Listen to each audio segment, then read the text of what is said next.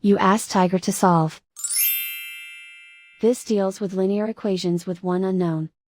The final result is x equals -7. Let's solve it step by step. Group all constants on the right side of the equation. Subtract 8 from both sides. Simplify the arithmetic.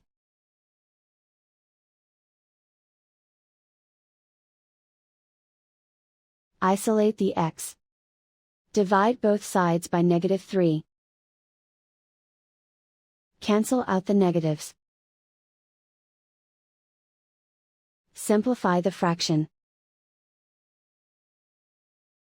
Move the negative sign from the denominator to the numerator. Find the greatest common factor of the numerator and denominator. Factor out and cancel the greatest common factor.